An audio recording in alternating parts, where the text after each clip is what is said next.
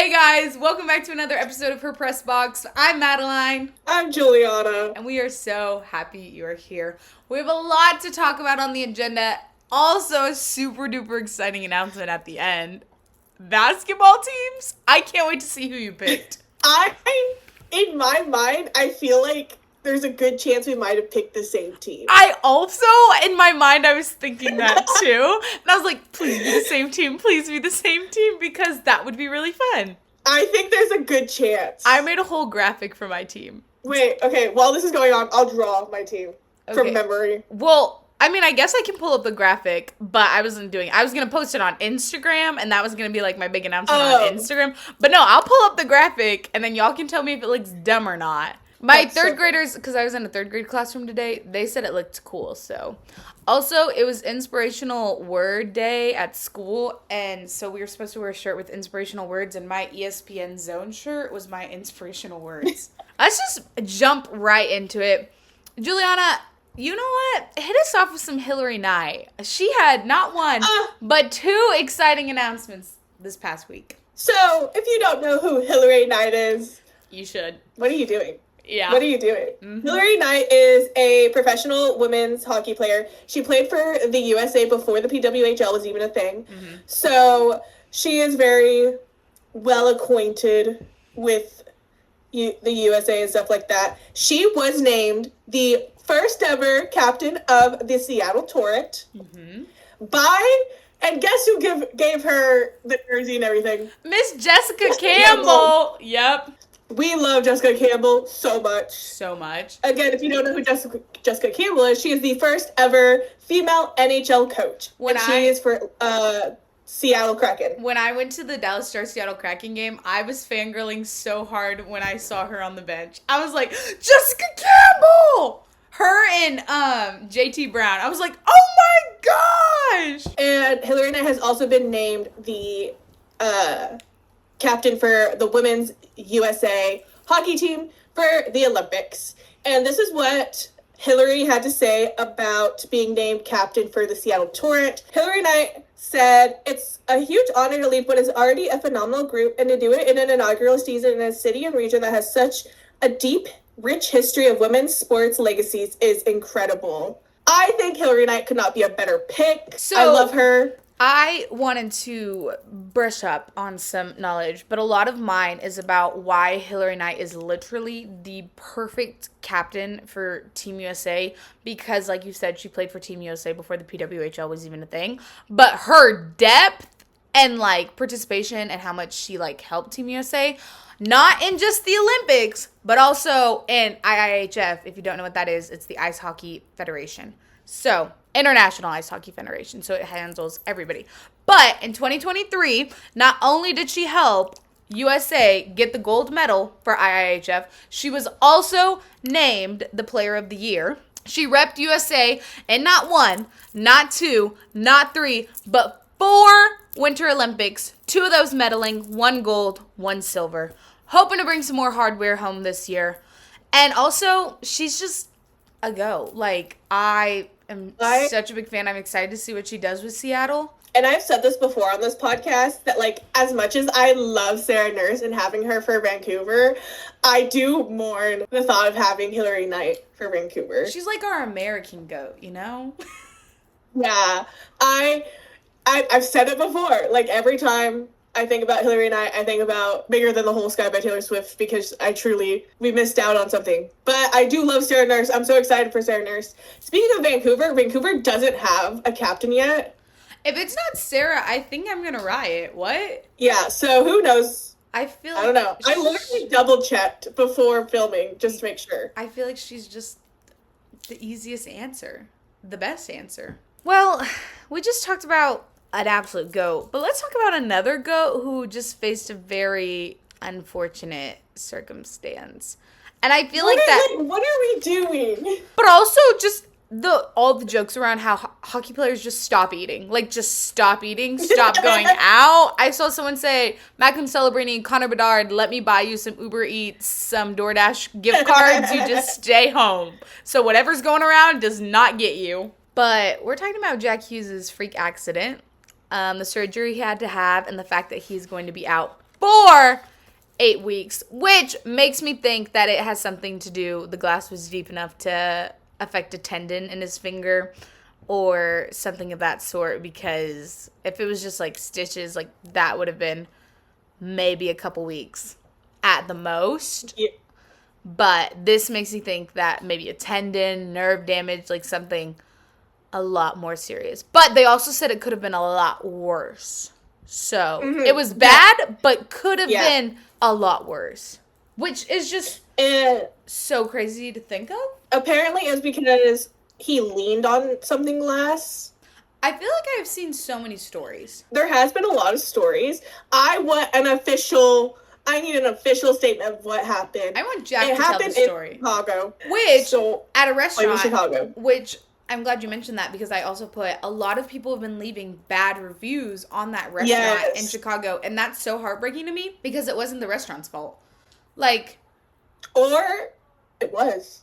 But I don't think it was. I literally think we need more information. I think he leaned on a wine glass. Like, and he thought it was a thicker stem or a sturdier wine glass. Leaned on a wine glass. I was thinking more like, a window. Okay, and then if he's leaning on a window, Jack, why are you leaning on a window when the wall is probably like a foot over? I feel like it's not crazy to lean on a window. I don't think it was a window, but yeah. Regardless, I think it was like a table or something. I don't think it's the restaurant's fault, and I don't think they deserve all of this backlash. Like, this could really be affecting their business. But let's be honest, it's a high-end restaurant. I think they're fine. You never know. It's not like a local mom and pop shop. And also, a Panthers player got hurt eating barbecue. A fire accident! So... Don't the Devils and the Panthers play each other next? Because I saw something that said the Devils and the Panthers both have a player out due to dinner-related injury. So, what are we doing? Hey, NHLers. Guys, why can't we eat food? You guys can only have breakfast, lunch, brunch, and a midnight snack. Dinner is now off the table. I'm so sorry to say. That's just so crazy. Like, how do you get hurt eating dinner? But also imagine how upset Jack is being out for so long because of a non-hockey related injury. I feel so bad for him. When I saw that, I said, are you kidding me?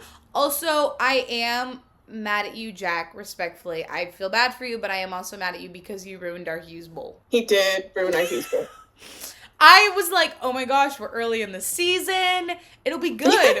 We're going to get 3 for 3. No, early in the season meant Jack squat. Yeah. And we are not getting 3 for 3. Hopefully we can get 2 for 3. Jack in attendance. I don't know. Quentin, the Canucks are also cursed, so. I hope that it gets made up to us by us seeing Ellen in person. I want to meet Ellen so bad. She's so sick. Like, she's just. No, literally. She's amazing. She's incredible. There's so many adjectives to describe Ellen. But you know what's not so amazing, so sick, and so incredible? Mansplaining. Which leads us into our next topic. You're really, loving these segues. Every time I do a segue, it feels like I'm doing improv, so that's why it's so fun for me. Why'd your face change? Anywho, we are talking about Halo by Sky Sports, and honestly, one, it was very quick to live, very fast to die. Didn't even didn't even really register it, and I literally have her press box on TikTok. I literally only heard about it from other people. I never saw it. My For You page was safe. Don't worry. I only saw people talking about it. I do have I have a screenshot. Okay. And it says, and again, this is in all pink. Yes. Thank you, Sky Sports Halo. I finally understand why I couldn't understand football before. It's because there is no pink writing on the screen with loads of girly emojis.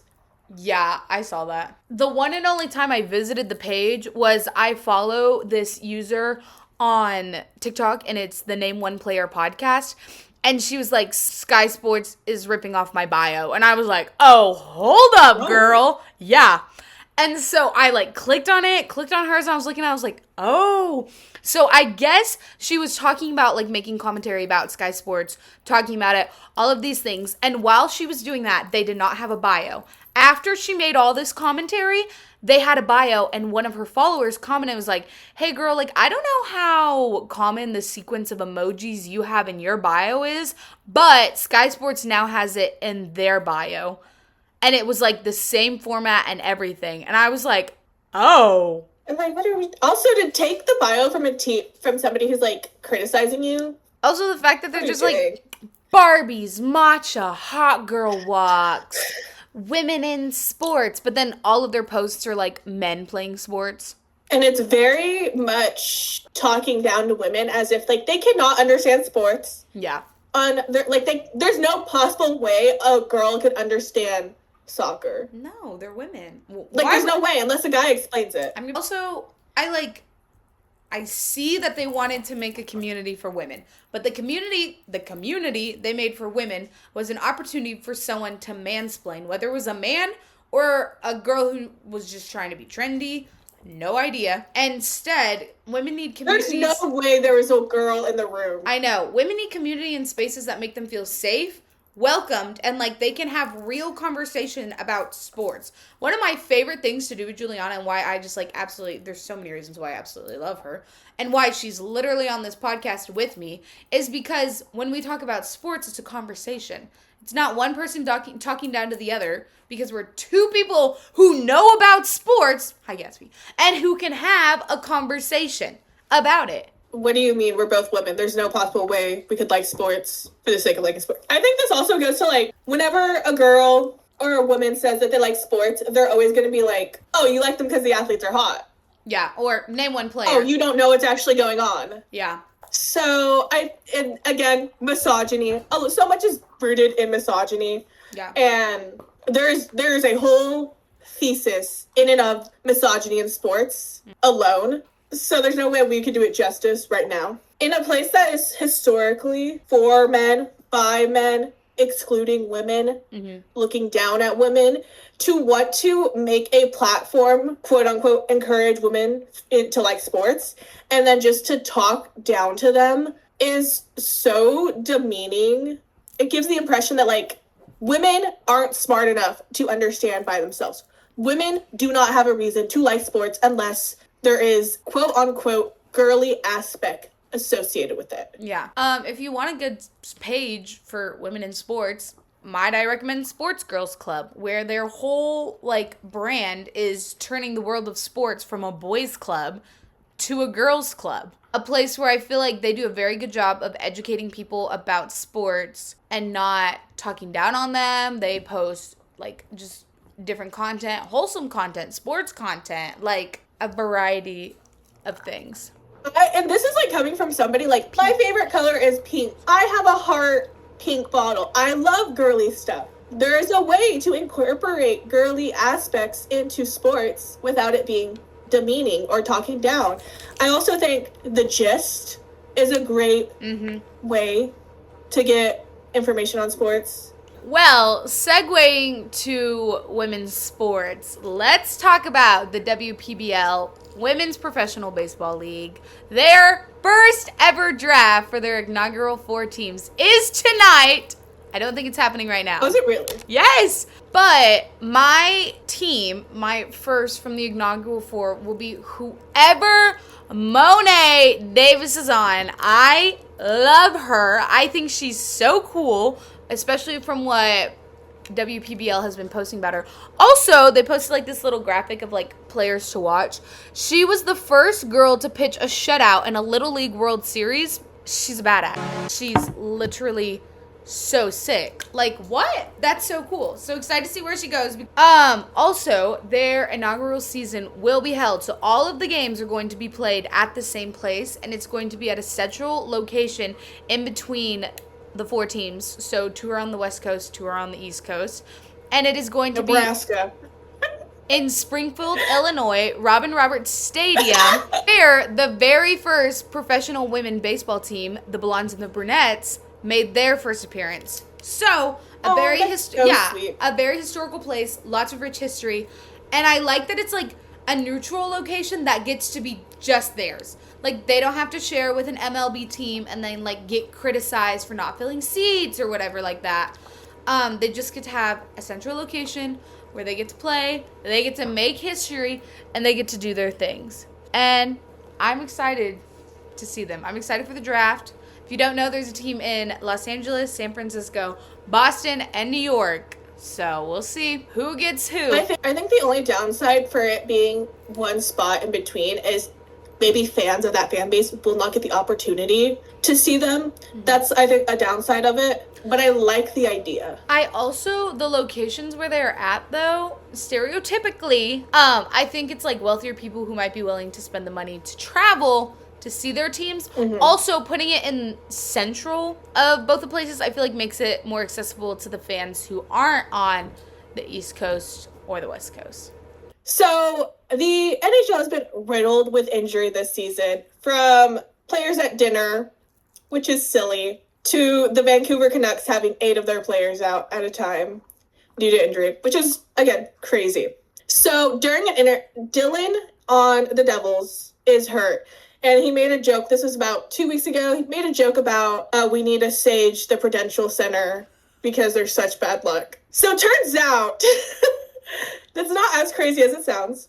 A forensic archaeologist first discovered the remains of mummies under the Prudential Center when ground broke in 2005. It's not uncommon to find human remains during archaeological digs.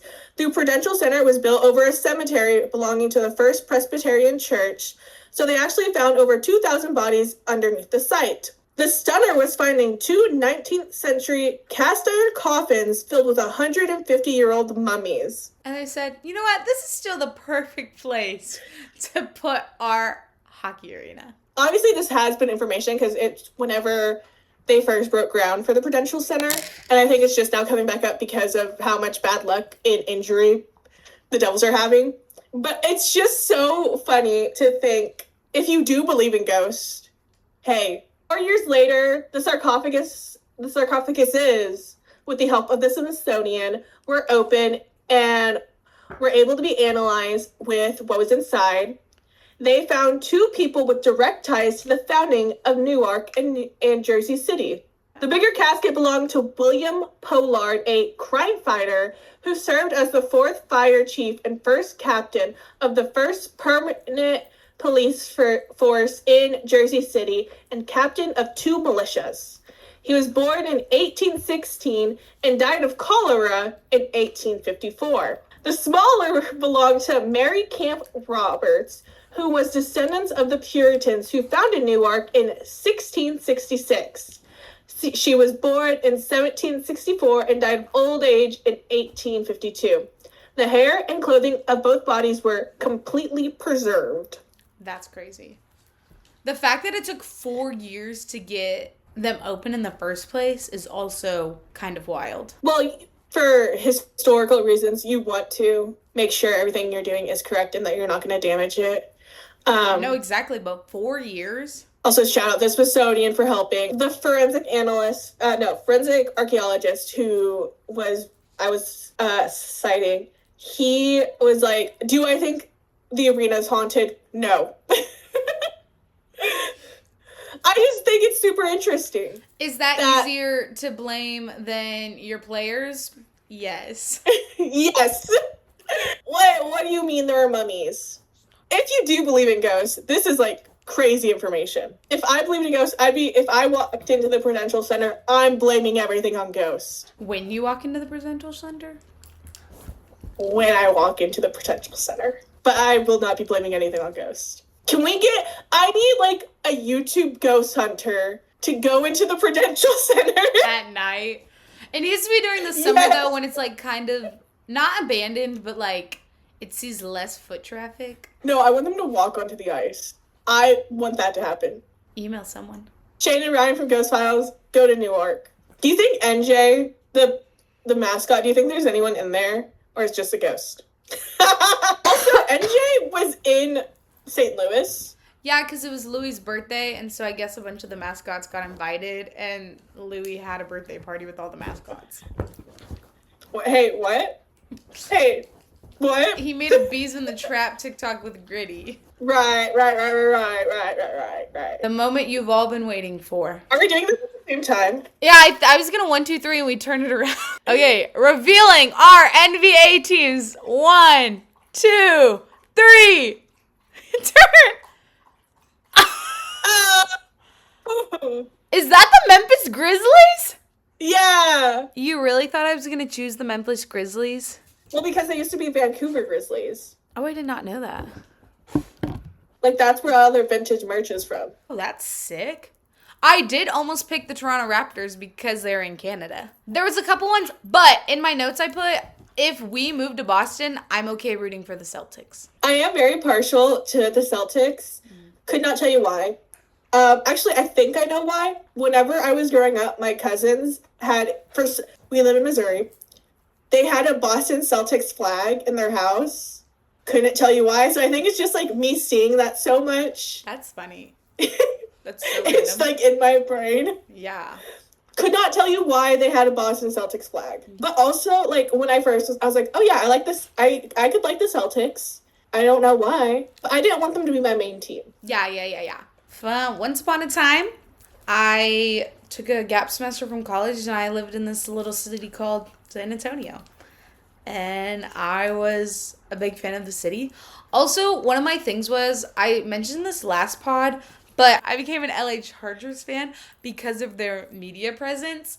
And so I was like checking everybody's media presence and I was like, I want fun media presence and I want fun admin. And the San Antonio Spurs had that. They're a Texas team. I kind of wanted that, the like hometown teamy vibe, but I didn't want the Mavs, of course. The Rockets aren't like bad, but also I had not one but two of my friends recommend them to me. I think it's funny you picked the Memphis Grizzlies because on Tuesday they actually won against the Grizzlies, 111 to 101. So that's really funny. They're 5th in the Western Conference. Also, I was like gonna watch that game and I was like, bro, how do you watch basketball? It's No, literally. I was like, we thought hockey was hard? How do you watch basketball? Like, we're complaining. Yeah, how do we watch? Because at least I have ESPN Plus. I'm suddenly like, oh, maybe we don't have it bad. Because I was like, oh, well, maybe like one of the channels on my few channels that I get free from like my Wi-Fi provider will have it. No. I texted Julian, I was like, you got Peacock? That's why. Someone's argument for why I should be a San Antonio Spurs fan is Victor Wembanyama. He's 21. Bro, he's 7'4". Is that 2 feet taller than you? Actually, over 2 feet. He's only 21, and he's from France, but he currently has a calf strain, which has him sidelined for a minute, because I don't know how severe it is. So depending on how severe it is will depend on how long he's going to be out. But he's like this amazing player from France, so young, and he's freakishly tall. In that video I sent you of the like Spurs player who like tipped it in, like didn't even have to jump to make a dunk, that was him. He literally went like this and the ball went in the hoop. What are they feeding him? So we're NBA fans. We have NBA teams. We don't know how to watch the NBA, but It was between 3 teams. what were your 3 teams? I went based off a logo. The first, I really liked the Bucks logo, the Milwaukee Bucks. I liked the colors. I thought they were cool. But I couldn't get behind a Milwaukee team. But I was like, I like that they're Bucks. I'm like, if I can't have a horse, let me have a buck. And then the second one was the Minnesota Timberwolves. I thought their logo was cool, and I like that their WNBA team is Lynx. So they're like matching, but like not matching. But I like that. I think it's cute. It's giving brother sister. I really like that. But what sold me on the Grizzlies was the fact that they were a Vancouver team, and the like vintage Vancouver merch is really cute. So I took quizzes. I also took quizzes, but I didn't like any of the results. So I low-key wanted to be a Knicks fan because I thought it was fun. Yeah. But I knew I was not going to be. That's one of the teams I could not get behind. No. I don't know why. I think it's because they're too closely related to the Rangers. okay, more like Granger's big, more successful older brother. But okay. Also, Timothy Chalamet loves the Knicks. But then I looked at their media presence and it was booty. So I went a different route. Raptors, like I said, were a potential, but I took several quizzes and then I did this wheel that had all 30 NBA teams and I just spun it and spun it and spun it 29 times until I had one team left. And I didn't even go with that team. But it was the Cavs, What was it? the Cavaliers. I just didn't rock with that. The logo, like, any of that stuff just didn't speak with me. The Spurs is fun. It's a spur. Well, there you have it. Basketball girlies. There you go. Well, okay. So maybe I wish I could like the Mavs. I wish I could like them, but there's something about them. Their ownership, but. And the fact that they got Cooper Flag and then wanted to yell flag during the national anthem like we yell stars. Okay, get original. That's like player based. That's all within your organization. I wish I could like them. I don't. So simple. There's just so many other Texas teams to root for. Well, there you have it, guys. I hope you enjoyed another episode of the Press Box podcast. Congratulations to the NBA's two newest fans. Us. I don't know how to make a spur with my hand. Bear up. Okay, bear up. That was also another reason. Was because I'm already a bear, so. Anywho, make sure you follow the TikTok, follow the Instagram, both her press box. Give it a like, give it a comment, subscribe, follow us if you're watching on Spotify. Tell us what you think. Comment down below. Send us a DM. Give us, silly DM. I'm still waiting. You know what? Do whatever your heart desires, and we will see you next week. Bye. Oh, yeah, okay.